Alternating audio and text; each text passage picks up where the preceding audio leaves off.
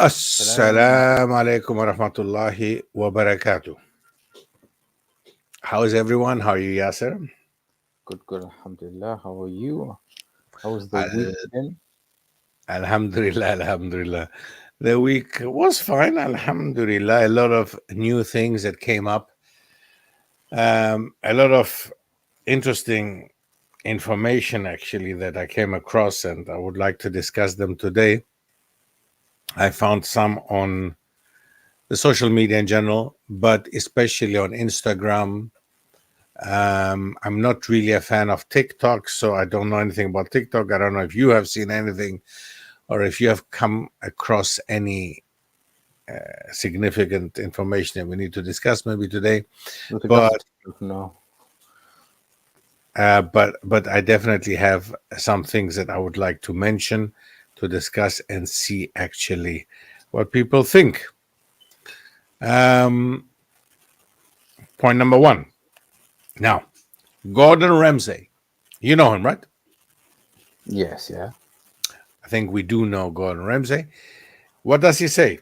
He's talking about, he's a cook, right? And he's talking about Greek cuisine and compares it to Italian cuisine. And what are his words? I'm quoting um, Greek What? cuisine is better than Italian cuisine. That's what he's saying. What's he talking about? They're both the same thing anyway. So, All right. so I, Okay. I don't, I don't I, see the I, comparison. I, I'm getting quite upset here now. I'm getting very upset here now. So I'm not very happy about what you just said. And you should be very careful what you're saying there, right? So let's just. Well, it happens. Truth hurts. The truth hurts. So yeah. Salam alaikum salam. SPZJ26. Brother, you have a complicated name. Maybe you can change. Oh, sister, I don't know who it is. Maybe you can change the name. Number 26. Salim. What's our topic? Our topic today General is topic. Yeah. discussing what happened the last week, what exactly we came across, certain new types of information that we came across, new things, but I would like also to go into some historical issues, such as the Ottoman Empire and Al-Andalus, for example. I would like to discuss that as well. So feel free to ask any question that you might have at the moment. Okay, anything that you might want to discuss. But I started already the show with one thing.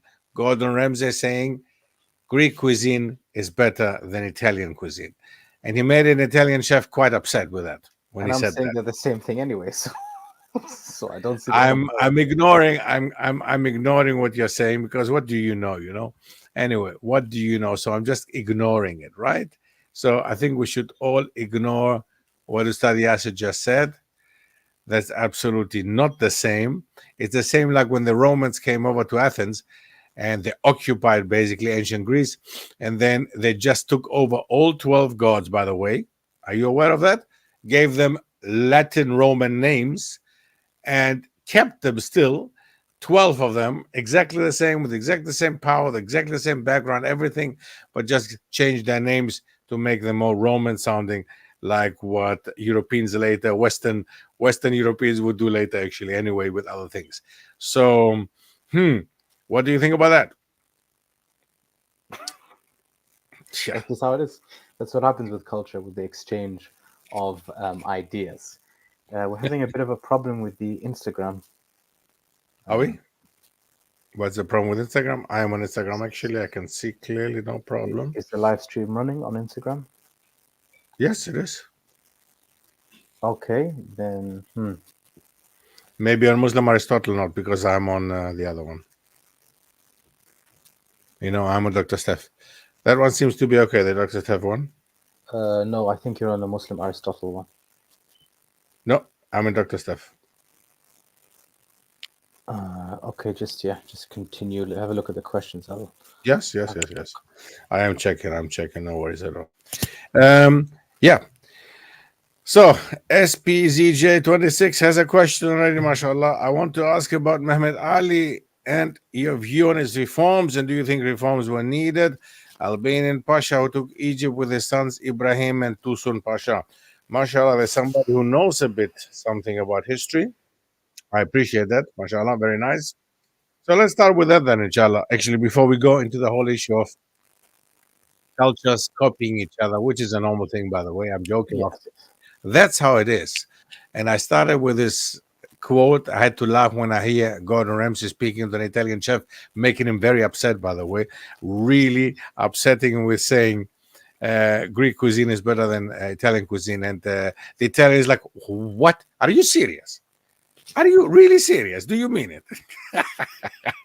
So I had to laugh when I saw it, and I wanted to share that with you because, again, don't forget that the Romans copied the Greeks, the others came and copied the Romans, and so on and so forth. And as many say, also the Romans also copied, of course, others from before them. They copied the Phoenicians, and they copied the Egyptians, and they copied the Indians, and they took a lot of things from Asia. So that's how it is. That is how what we call cultural exchange, right? So let me go into the question that SPCJ ZJ26 had. I want to ask about Mehmet Ali and your view on his reforms, and do you think reforms were needed? He's talking about Mehmet Ali Pasha from Egypt, who indeed was Albanian, born in Kavala in Greece, okay, which that time was part of the Ottoman Empire, okay. So you see again, that is an indicator. I'm taking several things out of that question. First of all, Mehmet Ali Pasha was of Albanian origin, born in Kavala, a city in Greece, which was part of the Ottoman Empire, and was sent to govern Egypt, okay, the province of the Ottoman Empire of Egypt. So that in itself indicates and tells us already how multicultural, multi-religious, and multi-faith, and multi-everything, actually, the Ottoman Empire was. That's one thing. Second, do I think that reforms were needed? Yes, I do believe that reforms were needed in the 19th century onwards, 19th, 20th centuries, definitely. Not necessarily the Tanzimat reform, which started earlier, okay?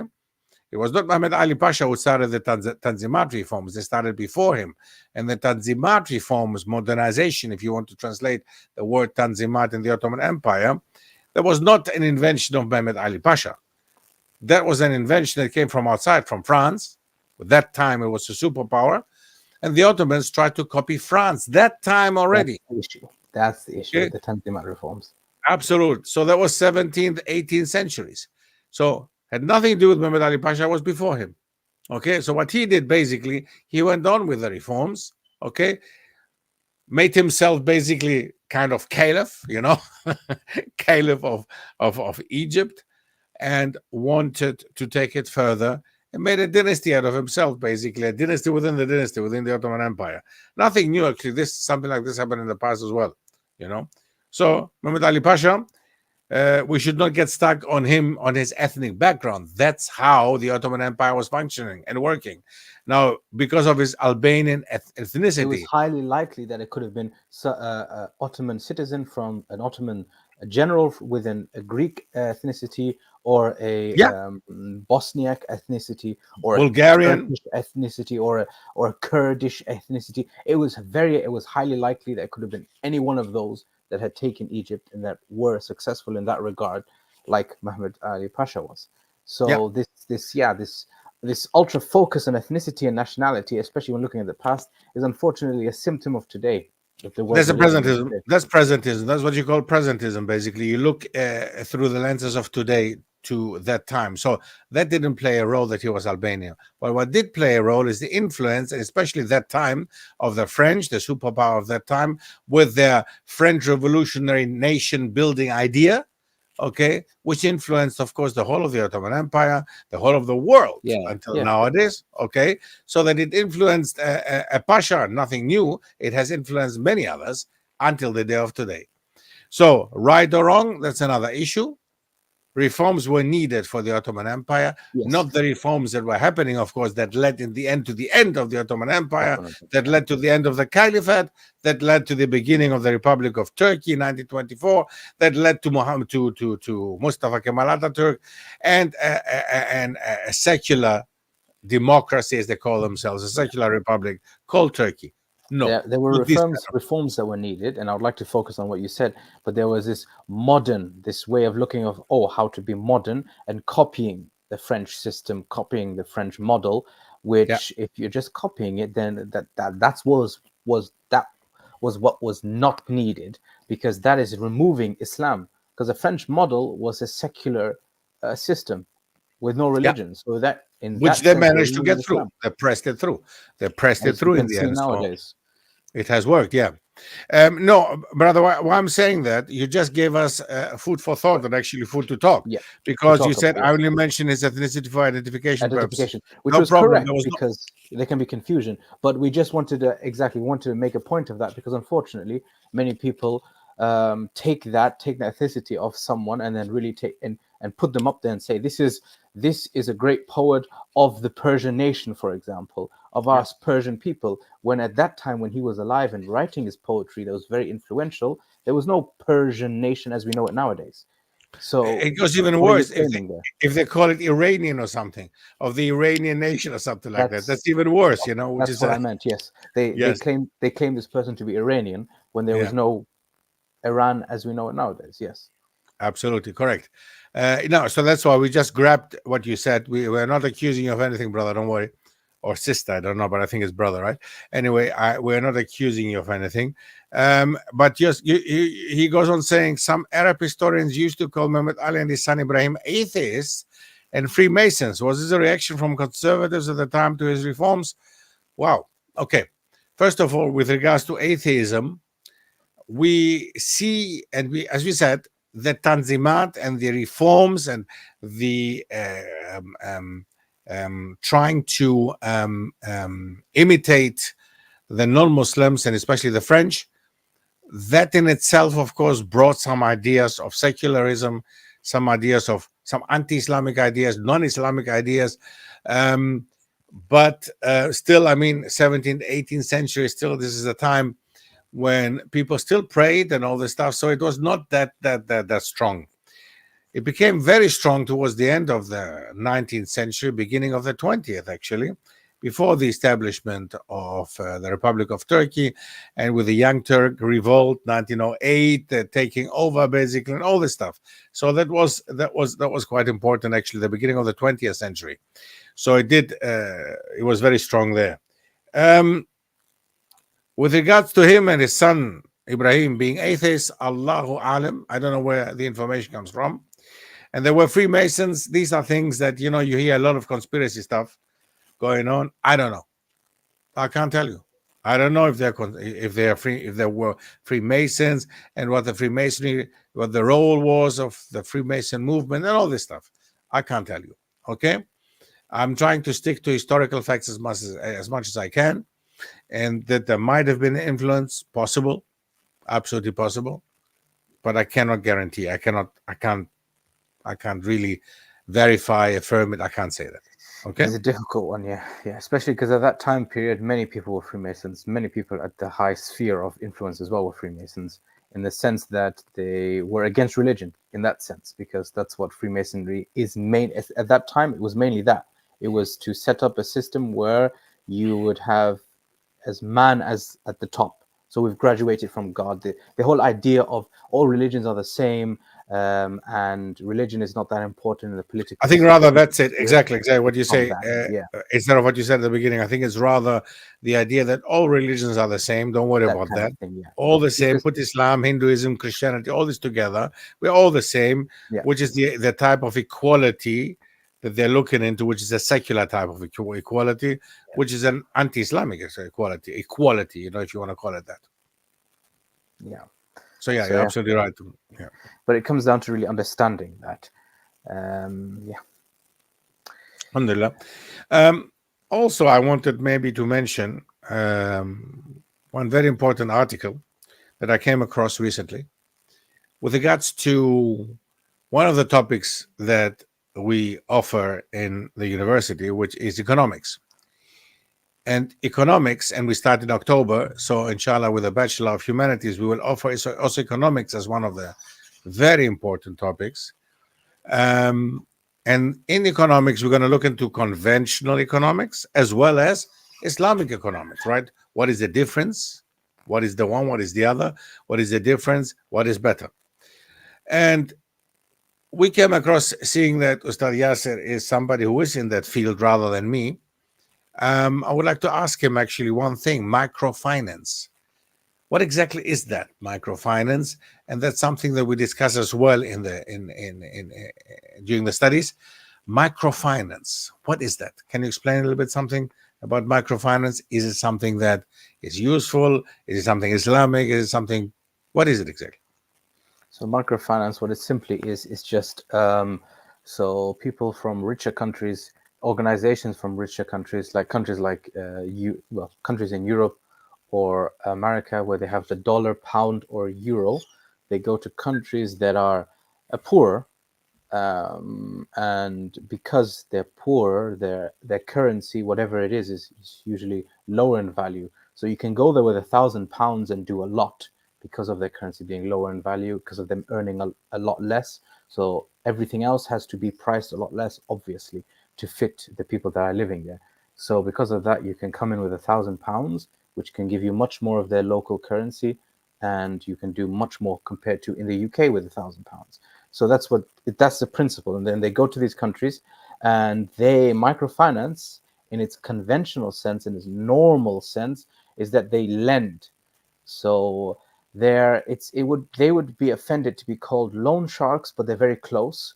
But they market themselves as people that are benefiting, and they are benefiting people, but they're using, unfortunately, they're lending, and they're lending on interest. And many of their loans are in the double digits, so like 10, 20, 30% interest on the loans, Hmm. which you would Wow. argue is usury. Even here, where interest is usually like 3, 4%, 2, 3, 4 max, you would argue that that's usury, and that's what they say here is forbidden. They say that after they've got rid of Christianity and its influence, they still argue that okay, interest is fine. Interest is the percentage of is low, is usually, but it's low. If it's so, for example, not to get too complicated because this is just a quick crash course. When you're lending to someone and you lend someone £10, you can ask, well, in their view, you ask for the £10 back in a year's time, and you want 2% interest on it. So that means this person gives you £12 back. Now, that in their eyes is fine because it's not too much. It's not too much interest, so it's fine. But if you start charging them like 10%, 20%, 100%, so that they give you £20 back, then they would say that's usury and that's illegal. So why I'm saying this is that uh, suddenly the rules are changed when they're in these countries and they're helping people, which we have more than enough examples of this helping people. But that's not the point. Just because you're helping 3, 4 out of 10 people does not make it necessarily still a good thing. And as we know, as Muslims, the interest is forbidden for a reason, and they go there providing these loans. And there are more than enough articles and people speaking about how dangerous this can be, how it puts poor people in deeper debt than they already are in.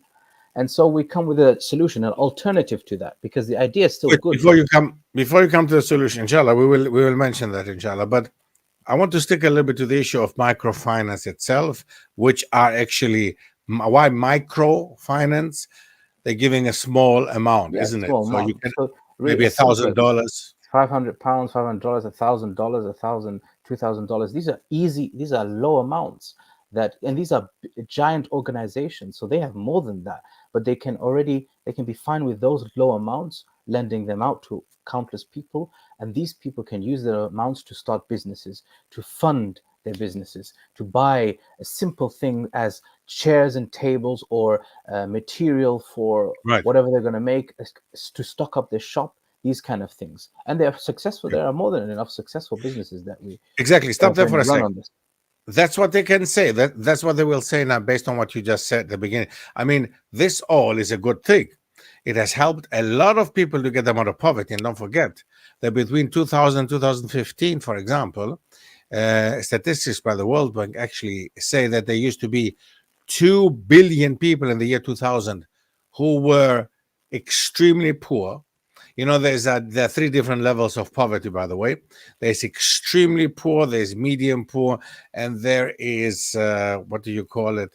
Um, actively, professionally, whatever. If you can find it, inshallah, something where just you talk. have a job, but Yes, it's still difficult to but you're poor. feed yourself and your family, so you're still poor. Yeah, is Yeah. you're having difficult, and So you you have a healthcare job, as you have well. an income, That's but it's not important super. thing. Yeah, but it's not super. Okay. You cannot provide for your healthcare, and it's difficult to feed your family. But you have a job, and then the next level afterwards, if you do not, I do not remember the name for that, but that is you have a job, you're able to feed your family, but healthcare is very difficult to deal with. That's right. That's So correct. So now that's important to see here now that the people, the lowest, the poorest of the poor, that's what we're talking about here, the extremely poor people, they used to be 2 billion people in 2000. Okay? These are World Bank statistics. Now you can check them. You can all look them up. So about 2 billion.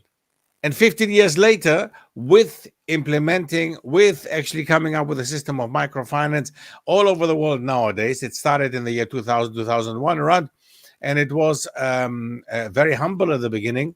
Now we're talking about 4,000 microfinance providers all over the world.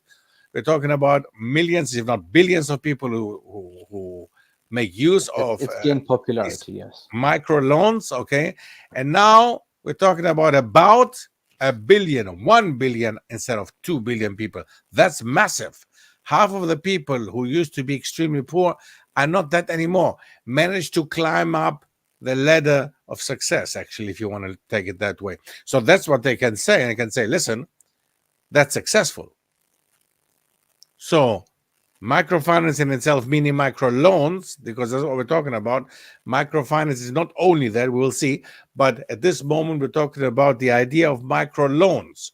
And as Mr. Yasser actually mentioned, these people are charging or giving these loans. They're banks that started in a very, there was, like basically an office somewhere in Switzerland, by the way, which has more than 40% of the loans in the micro loans in the world. Or Germany or Austria or Luxembourg or whatever, these very rich countries started with an office or with a place with a normal location, and I have now become as big as any other bank. Okay, so if you look at the beginning, Mohammed Yunus was the one from Bangladesh who Given runs a the Nobel Garmin Prize Bank. It's because of it. called, Yes, yes. right in Dhaka. Now Who this set up bank looks like one of the it's one of models. the skyscrapers of Dhaka. Okay, so I'm not saying that they should not make money and they should not be successful, but what I'm saying is let's not fool people and telling them that hey, microloans are humanitarian type of help, charity type of, and we next to this one we also make some money.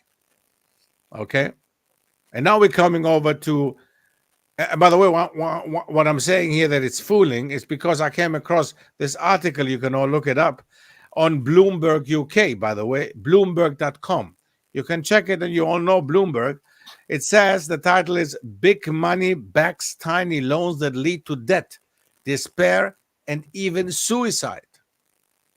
Okay. And it's talking specifically about microloans and microfinance. And it says microfinance has generated returns for banks and government aid agencies and exploited millions. Suicides, debtors, prisons, and delinquent borrowers forced to sell their land. The grim social cost linked to microfinance a decade ago was supposed to be a relic of the past. But efforts to clean up the industry lost momentum. And today, billions of dollars are flooding into a system that promises the world's poor a better life while often compounding their misery. Yeah, Bloomberg. Government aid Someone, agencies, sorry? someone's asking what the name of the article is. Oh, the name of it's just Bloomberg.com. It's called, let me just see. 2022 Microfinance Banks Profit of Developing World. Okay, so if you put Bloomberg.com, okay, 2022 Microfinance Banks Profit of Developing World, I think you will find it, inshallah. And it goes on basically. This article is extremely interesting and disturbing. Interviews with dozens of borrowers in Cambodia, Jordan, Sri Lanka, and Mexico, as well as with lawyers, academics, and human rights groups, paint a picture of a changing industry, one that's offering new types of loans, including consumer finance, as some leaders prioritize profits over helping the poor. In Cambodia, the average loan provided by so called microfinance institutions has ballooned sevenfold over the past decade to about $4,200, almost three times the country's average household income, data compiled by the Cambodia Microfinance Association show. Women there have been pressured to sell their homes to repay loans, according to human rights groups and academics who have studied the matter. In Jordan, one of the few countries that still imprisons people for non payment of debt, more than 23,000 women were wanted by the police in 2019 for owing less than $1,400 each, guys. Less than $1,400 each, just as ministry officials have said. In Sri Lanka, consumer advocacy groups estimate 200 women indebted to microfinance companies committed suicide in the past 3 years. So we're talking about a couple of hundred or $1,000, and people commit suicide because of that. That is criminal. Yes, it That is. is criminal and But what unacceptable, isn't but it? what do you expect from these are loans. These are loans that when the person lends the money, they have no stake in what happens to the money with this person who has lended it. If they will fail their business or if they cannot or whatever happens, they don't have any stake and they don't care as well. Why would they care? All they care about is getting their money. So so what do you expect? Wow. These kind of stories are So, normal stories with loans. so I mean, That's why you okay. have to go with So alternative. okay, now we go to the alternative. What is our alternative, basically? And this is something, again, we mentioned it in our BA program, our Bachelor of Humanities, that starts in October with the Dina with the sorry with the Kaldunin University Online. And we would like to invite you to come actually take a look at almukaddima.com, which is now, it's crossing your screen. You can see it, and you get a 10% discount to register there to almukaddima.com, where the program of Al Mukaddima is offered, as well as the Bachelor of Humanities. So, in the Bachelor of Humanities, one of the topics we discuss is economics. One of the topics of economics, which is of importance, big importance, very significant, is the issue of microfinance. Now, microfinance in itself is not a bad thing. It's great and excellent, and it's something that anybody in the West can actually participate and be part of. But the way that it has become nowadays, after 20 years, growing banks, being part of the skylines of every city nowadays, is not the idea that we have in mind. The alternative is what exactly? So, not loans, but The alternative is simple. It's partnership. You are investing in this person's business, in this person's idea, and you have a stake. And because you have a stake, you have an incentive to help and push this person forward, to provide them with context, to provide them with opportunities to develop and improve their business and make a profit. And you get a cut of the profit as well as them. So that's what it is. It realigns the person who's giving the money and the person who needs the money, their agenda, their motivations. It puts them on the same line than a simple debtor and dettee relationship. Because if you lend the money, the only thing you care about is getting money back. And if you have an interest, the only thing you care about is getting money back with the interest, which is a nice profit for you. And the only thing the other person is caring about is how long do they have before they have to pay this back. So if they can extend it for longer, that'll be better to make more use of it. So it's clear with a partnership profit and loss model, which is the complete opposite of a debt. In Islam, anyway, debts are seen as something as more, it's a charity. You give a debt to someone, charging nothing on top of it, because I want to help you. And if you pay it back, then you pay it back, and you should pay it back. But it's seen as something charitable, not as something you make money off, not as a business. So that's where the business comes in, is that it's a investment, a literal investment where you become a partner in this project. so you And the share the risk alternative, and the profit, right? You you share the share the risk. risk. You need to be able to share the risk to be able to be entitled to any profit. That is as simple as that. You need to be subject to some sort of risk, or you have to have some sort of obligation, or you have to be subject to some sort of risk of loss to be able to, and to be entitled to have the right to get a gain. So that's how it is. That's how it works. And so with this, it's simple. Like I give you an example. We have someone in Ghana, for example. They're making out of water bottles that have been thrown out. So recycling them, making broomsticks, and it's a business you can lend in. You can lend money to, as microfinance does. But this alternative, there are many different contracts you can use. But just to keep it simple, you can just approach this person and tell them, I want to help you, but I also want to make money. The thing with microfinance is that's different from charity, which we forgot to mention, but to clarify here, is that in microfinance, you help people, yes, but you also make money. In charity, you just help people. That's it. You don't make money, you help people. So that's why people like microfinance. That's why it's a bit popular, especially among the business and banks, because you can help people, and that's nice. You can always advertise that. See, we're helping people. And you also make some money to the side of it as well. That's what they like about it. That's why it's so popular. And that's what it is. So we would go to someone and we would say, okay, you have this business, you're running this much, you need this much money to produce this many brooms, and you need this marketing. Okay, we can provide the money and some of the expertise, or just the money. You can provide the expertise. We come into a partnership. After a year's time, we see how much is made and we split then the profit, and we see if we continue partnership. That's how it works, that you're more involved, you're more on there, you have a stake in the whole situation, and that you want to see the situation succeed simply because you have a stake. Yeah, that's the important aspect of it. That's the alternative.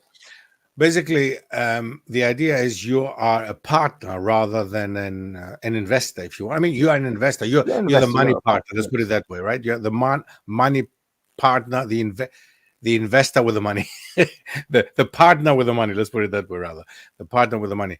Good question, actually. Why wouldn't the lender just take the person's idea, as the lender has the capital?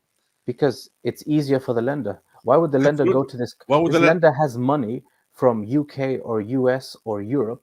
They go to this poorer country, as I said, Ghana, for example, Tanzania, Kenya, for example. These are areas of the world that are examples of microfinance projects. India, Bangladesh.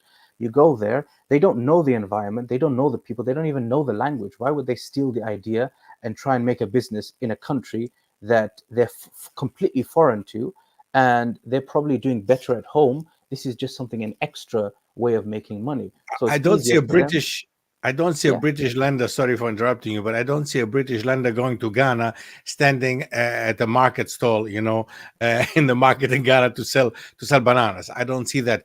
And by the way, oops, what happened? Okay, we were Yes. Yeah. I think there was for a a second was connection gone. cut. Anyway, and by the way, the thing is to be able, because the micro investment is micro small, so you invest maybe $1,000. Now this you can do 10 times. For example, if you want to make some good profit, you can maybe invest into 10 different businesses, helping 10 different businesses, 10 different families and more, all over the world, in different parts of the world.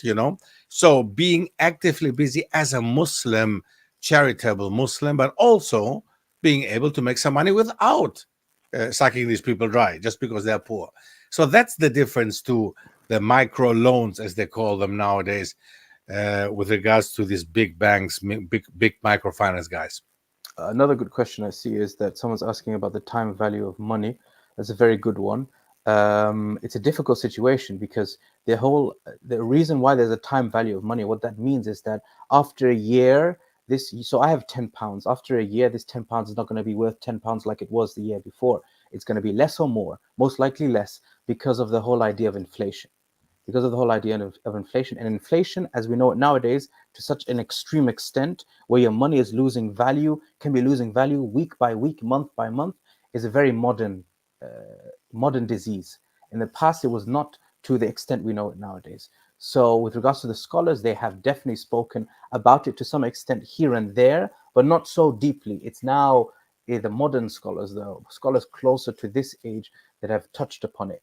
One of the things, I give you the example of for example, they use the when you lend, there's this argument that, well, riba is haram, fine, but what if I'm lending, don't and I want my money back? Don't Shouldn't I ask for £5 on top? So I lent £10, £5 on top because of inflation, right? It's £15 is the same as £10 in the past.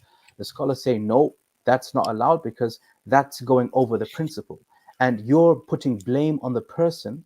So you're saying that you have I lent to you £10, but because of what the government is doing and because of what there are other people in the economy that are causing these inflation problems, because of them causing the problem, I can't blame them, so I blame you, so you have to give me £5 on top. So you're Hmm. shifting the blame. In essence, what they're saying is that you're shifting the blame to this person who has nothing to do with the problem of inflation. So you cannot uh, add that the time value of money, you cannot add that amount on top of the loan. You have to just take the base loan. So one of the, I guess to answer your question, one of the ways to deal with that is that it's not rejected in Islam. It's just that it has to be regulated and dealt with, because it's unjust to have someone, the value of someone's money, be decreasing. When they worked for it, they worked for that certain amount, but just after a week, it's halved or quartered, anything like that. Hmm. Right. The question by Hamza Irfan: how would the lender be able to verify the person is giving the money to? That's a complicated one That because that's a, that's yeah that's a how oh I forget the word. That's a how would the that it depends on the method. That's it. That's a methodology question. Many different That's right. And organizations do it in different the ways. regulatory issue is exactly what they justify with asking so much interest. They justify that with actually a lot of regulatory process out there that need to be done in order to make sure that this person will pay the money back and all the stuff. First of all, it is more important before you issue the money that you choose the right person. You never know who is the right person. You will never know, but experience will teach you later. First, second, at the beginning you will make mistakes, no doubt about it. Okay, no doubt about it, you will make mistakes, but experience will show you, inshallah. One thing. Second of all, you take as many guarantees as you can, in a way of, you just look around, what kind of person is it, have they ever had loans before, You have you to do know. your due diligence. That's what it is. And That's if you're it, with you your can't do group more. of people or you're with an organization, it's definitely easier because then you can lean on other people's strengths. I mean, that's what we've been doing. We've been working in Suriname and Uganda, Tanzania, East Africa area with people there. But before we even give any money or put any money out, it's months of paperwork, months of sieving down the people up to a certain amount of people and then getting to know them, speaking to them, finding out the situation before any money is given out.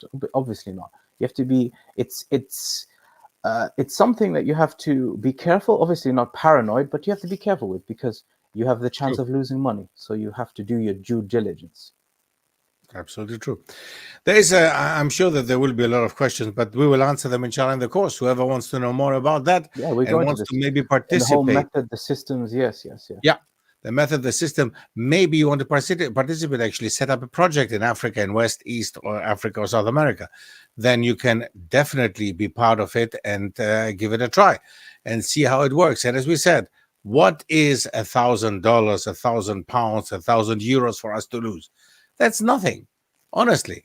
I mean, if you imagine that you invest into somebody's life. You want to help someone. You want to help yourself. You want to, of course, make some profit, but you also want to help somebody in need, especially if it's from Muslim to Muslim.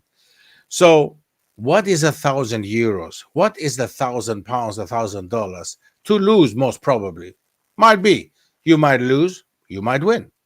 So, Subhanallah. I mean, um, let's be a little bit less pessimistic and more optimistic, you know.